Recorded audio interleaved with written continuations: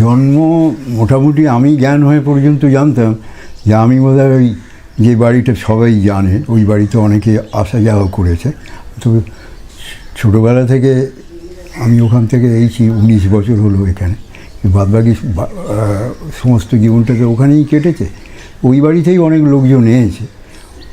ওই বাড়ির নাম ছিল, অ্যাড্রেস ছিল 43D নীলমণি মিত্র স্ট্রিট, এরকম নাম করা জায়গা আর কি। আর ওই বাড়িটা আমি খালি নীলমণি মিত্র স্ট্রিট বলতাম, বাকিটা বলতাম না। তার কারণ একটাই, একটা বর্ডার লাইন আছে যেটাকে লোকে বলে রেড লাইন, বুঝতে পেরেছি?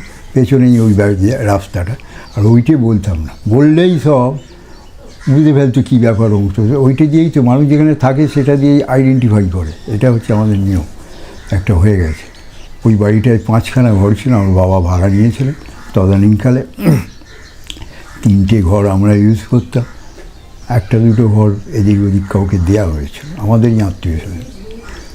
তো যাই হোক, ওই বাড়িটার গলিটা দিয়ে সামনে বেরোলেই, মানে ওটা নীলমণি মিত্র স্ট্রিট, ত্রিকোণা একটা জায়গা, সামনেটা দিয়ে বেরোলেই যে রাস্তাটা সেটা হচ্ছে বিডন স্ট্রিট, মিনার্ভা থিয়েটারের উল্টো দিকটা, একেবারে মিনার্ভা থিয়েটারের উল্টো, সামনে দিয়ে বেরোন।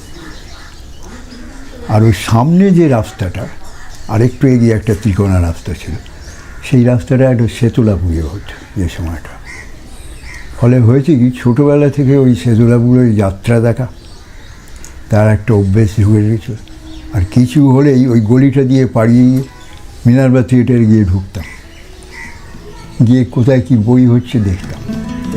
এই ব্যাপারটাই আমাকে অনেক বেশি নাটকের প্রতি ইনফ্লুয়েন্স করেছে, নাটক দেখা ভালো।